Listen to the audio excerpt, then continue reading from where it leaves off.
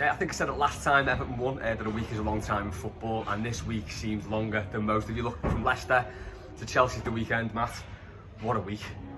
Just, I think we should just come and do it here all the time. It's like a lucky spot, isn't it? Well, yeah, it is now. Yeah, we'll just stay here. You know, when we beat United next week, we'll come back here as well. We've got to, aren't we? Yeah. Oh, mate, you're right. It's just when you think we were watching that game in Lisbon last weekend, that Leicester one, and since that time we've sacked the manager, lost the derby.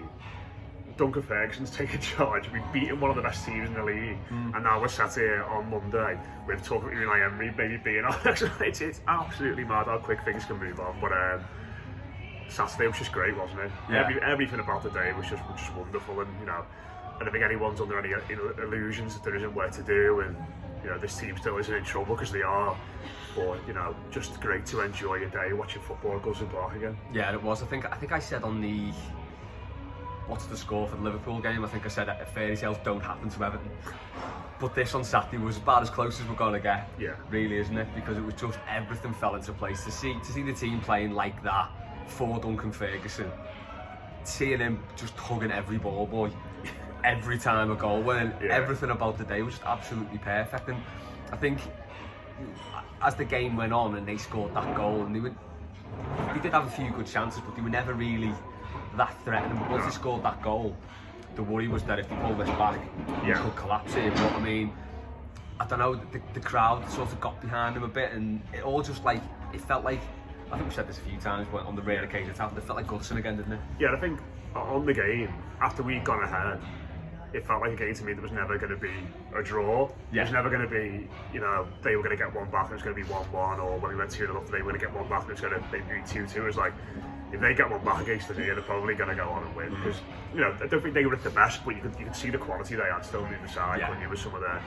their players. But it was just, I think I said this on the post-match, but I can't remember going through a range of emotions like that at a game for so long. Like, from just the sort of sense of trepidation and apathy going into the ground to the elation of the first goal, and then it's get the fear of, oh God, we're in a good position here, we don't want to throw this away. And then you go 2-1, 2-0 up, and Ross Barkley's warming up, and you're thinking, oh my God, they're going to come on and do something, and then it's 2-1, and then they're clinging on, and I think the moment of the day for me was that third goal, because you've done it then, haven't you? I think that, and I love, it was not an eye-catching goal by any means, but I love goals like that where, as a fan, you're like, you can see something's going to happen for 5 or 6 seconds. It seems to be trapped between Tom Davies' legs forever, doesn't it? You're up like that, you're like, come on, and then finally when it happens, it's just that massive, that fall, isn't it, from, there's people's bodies flying everywhere, hugging and kissing everybody in our end, but that was fantastic. And I used to see the Duncan Ferguson celebrations after the game, because it was just engulfed by limbs in the Goddard Street end, but I think, looking at it more sensibly, how crucial was that, those 3 points, Oh, completely. All of a sudden, you're looking at United next week, and they've been on a good form themselves, but you're thinking, we could go there and get something. Arsenal the week after, we've got Leicester home game, is our next game at Goodison in the Carabao Cup. So the atmosphere will hopefully carry on from there. So it's just a huge weight on everybody's shoulders. Yeah, and it is as well, because, they are a good side, as you said, and that, I think it's easy to forget, sort of, given how the game went, it's easy to forget, A, what a good season Chelsea are having, and B, how deflated everyone was when they saw that team. Because I think everyone looked at that midfield and thought, is this just the same again? But I think, fair play to Morgan Stylen, a player I seem to slag off every week. That performance was unreal for him. He just did everything you need from a central midfielder. Sigurdsson did a lot of running. I don't think he did anything particularly eye-catching on the ball, but he did a lot of running and was key to that pressing we did. And I think having the two up front, I know not many managers do it, and it doesn't seem to be very en vogue at all, but I think having the two up front, especially against the three at the back there they had, it causes them more problems. You can see it stretch them. I think the midfield, I don't really think that setup suits either of them, really. I think Sneijder likes to be the deepest of the three, doesn't he? Yeah. And Sigurdsson obviously likes to be pushing forward a little bit more. But it was just like, I always feel like Duncan Ferguson was said to him, like, you two are about 30 years old, you've got hundreds of Premier League games between you, just be experienced, just show your experience and play centre midfield for the game and keep your shape. Don't do anything daft. There was nothing stupid, was there? Just win your battles. And, they had, Kante and Kovacic, I thought were excellent on the day for them.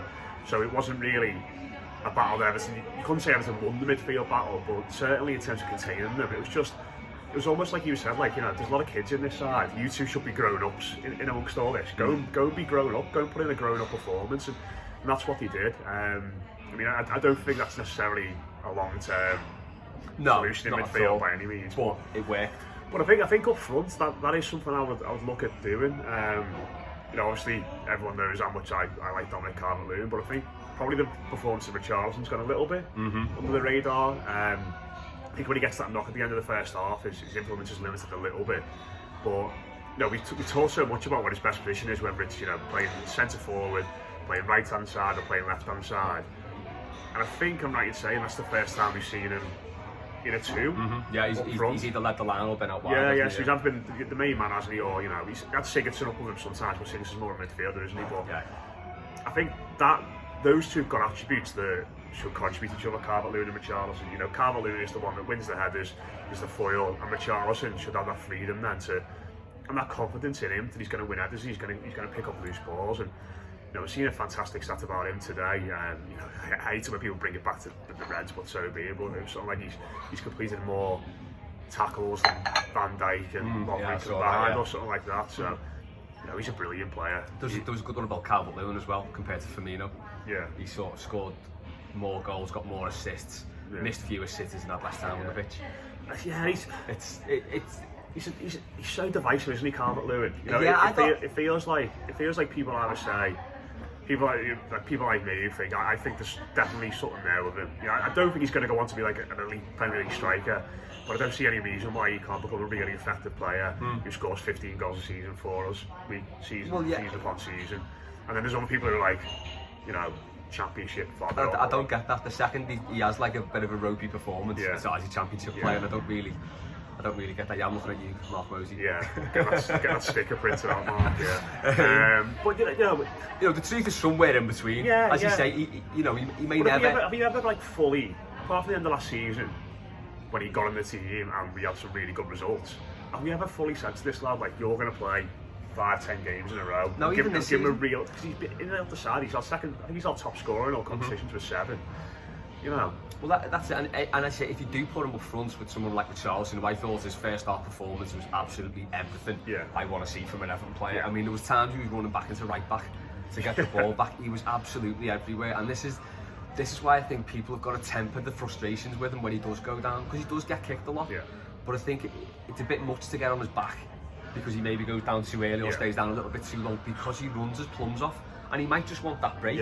When he goes down holding his leg because he's been kicked, it might just be like, right, I'll give myself 30 seconds here, bit of recovery time, get back up. So, do you know what, mate, as well? There's been less of that since that Paul Joyce job.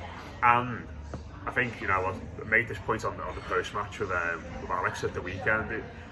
I think a young player, if a high-profile journalist writes a piece about you like that, and everyone's talking about it on Match of the Day, you know, radio stations, you know, fan media like this, I think a lot of players who aren't as strong mentally, it could affect them and could make their heads go down, you know, and start thinking, because we would all say at the time, you know, I feel a bit sorry for the lad, to be honest, you know, he's not getting penalties, he's getting back down, and, you know, he's got every right to be aggrieved. I think a lot of players would sulk about that. But since then, he's scored against Watford, and then this week he scored against Watford, scored against Southampton, the winner, and he scored 3 goals in 3 games this week as well. He's kicked on, he's really kicked on since then. It's almost like, I don't know if that's been the trigger for it, whether he's just got a bit in better shape after the summer, where he obviously had the Copa America, but it feels as though since that article he's sort of been like, I'll show you that. I'll show you, you know, you're saying I'm not affecting games as much as I could, just scored 5 goals in 6 games there. That's the best way to be, isn't it? And that goal he scored on Saturday was something else. He's so good in the air. To play that ball to Sidibe in the first place and then just carry on his run and get on the end of that cross, which again was another mental cross from Sidibe. And Calvert-Lewin, I was watching it again this morning, Calvert-Lewin plays a role in that as well. It's a really fizz ball into him for Sigurdsson. He just lays it off to Richarlison nicely first time, and he's in the box. And if you think about the goals that were scored, so Richarlison scored against Southampton, the one he scored against Leicester, maybe the one against Liverpool, but you know, not watched the highlights back that night. And certainly the one at the weekend. Richarlison finds the space in the box because Dom's in there as well. He is in the position, he's either behind him ready to head it, or Southampton or Leicester, he's in front, I think, on the front post ready to head it. And even you can go back to the goal we scored against Tottenham, the equaliser, which Tosin scores. You know, Calvert-Lewin's there again. Yeah, behind it, ready to win it again. Yeah, so there's certainly attributes there for both of them. You know, people will be saying they want to see Moise Kean. You know, I understand that he's looked bright in the last few games, but I think for me, those two lads, for the way they've played this season, deserve to be given a chance to sort of strike up a partnership over the next few games. Yeah, I suppose it all depends on how long Duncan Ferguson's manager, and to how long we persist with two up front, because not many managers play it. Yeah, Marcelino does. Well, I was going to come on to that, but we'll go on to it now. Your choice will be Marcelino. Yeah. Which you've convinced me about. Ever since he said what he did at Valencia, that sounds like, well, yeah, they are pretty much a Spanish version of Everton, aren't they? Yeah. Big club. Not massive elite club, but a big club who are in an absolute state. Yeah. I think, and you know, there's been links with Emery today, and I think if you put the records of both of them side by side, you sort of say, well, Emery's your choice. You know, he won Europa League titles with Sevilla. He's managed big personalities at Paris Saint-Germain. You know, got Arsenal to a final last year, but I think I think he feels to me a little bit like he's a manager who's on the way down in his career, where I feel like Marcelino's still on a bit of an upward trajectory, and I think, you know, as much as it's hard to get managed on personalities, I think at the moment, if you brought in someone like Marcelino, who I imagine not many people know tons about, I think you'll give everybody a bit of a lift. If you bring in someone like Unai Emery, great pedigree, but let's be honest, been stuck the gap out at Arsenal. They are a poor side. It's the speed at which it's unravelled there as well. That's the sort of thing that happens. It's sort of akin to what happened with Koeman. Yeah. It just completely fell apart. But you sort of get the feeling, or it sounds like the noise is coming out of Arsenal, that he's getting bullied by players. And if you're getting bullied by Mesut Ozil, you don't want a character like that coming into a club like Everton, because, you know, it could be too easy for him to get pushed around. Because, you know, as good as the weekend was in that, we can't go too far ahead of ourselves, as some of these players have down tools in the past. If a manager comes in you don't fancy, that could happen again. Niko Kovac, I know apparently he wasn't anything. I think he was going to the Arsenal game tonight, isn't he, as well? He's on like a bit of a fact-finding mission after getting sacked by Bayern, but you know, he did an excellent job at Frankfurt before he went to Bayern Munich. Speaks the language well, you know, got them to a cup final when he was there. He beat Bayern, obviously went on to Bayern and won the league last year. Unravelled a bit this season, but he's someone that'll be interested as well. But it just seems like, you know, by the time we finish this video and got it up, it could be someone completely different. Need to check the phone again. Oh god, don't want that to happen again. But no, it's hard to pick a standout choice, isn't it? It feels weird, doesn't it? Like, I think the last few days you've sort of like been wrapped up in this like nostalgic notion of Everton with players like Ferguson and you know, seeing Leighton Baines back on the pitch, you know, all the stuff about Howard Kendall and that kind of stuff. But she's got a nice candle there on the table, romantic times. But I think we're also wrapped up in all of that, and it's like, oh, this is what Everton used to be like. It feels weird to think about getting a new manager in, doesn't it? And like, think towards the future. It's such a juxtaposition. I think what it did show at the weekend though is that we need a manager who can get that performance out of players. I think we may have said last week at some point, or maybe it was just when we were out on the islands at various points over the weekend, we're not a tough crowd, Everton. If those players put in all that effort they did for that game, we'll get on side with them. You know, I see an intricate passing move as soon as he like makes a Holgate tackle in the second half. Things like that, that's what gets us going. So that needs to definitely be kept in mind when picking a new manager. Is the intensity there? Will he play that intensity football? I think there's nothing wrong with embracing what we are. No, not at all. And I think, you know, before I tell this story, I do not think by any means Everton can get Diego Simeone. But one of the things that's happened at Atletico in recent years is they've always gone out and signed players in the summer, and it's always felt like they've gone to sign players with the view of becoming a more expansive side and playing more attractive football, and you know, they're going to build what they've done in the past. And it never goes quite to plan. It's happened again this season. You know, it never goes quite to plan, and they fall out of favour in the league. And by the end of the campaign, Simeone sort of, you know, shelves and puts aside those players who've done it for him who he brought in the summer, and he goes back to the lads like, you know, Godin when he was there, you know, people like Gabi when he was there, Koke, Salah Niguez as well. Like he always goes back to the same lads. He's brought Diego Costa back to the club because you know, and it feels like it's almost like they go back to what they are and what Atletico are and what they are under him, and they're fine again. And the fans are only behind it. The form picks up, and they get to, you know, they've been in they won the Europa League a couple of years ago. They've been in various finals since, and it's almost like, yeah, there's nothing wrong. You know, they are quite an ugly, horrible, defensive, gritty side sometimes, but that's them, and that's what works for them. That's what their fans like. And I think you can directly translate that to us, because again, Atletico, they're a club who were totally dwarfed by what the neighbours done, and it's hard to get your own identity, as we're finding out. Really, it's hard to eke out your own identity that doesn't involve this other club that sort of looms large over you. And as you say, if that's what he's doing, going back to like, oh, this is us, this is how we play, this is what the fans want. We should embrace that, because that is us, and it always has been.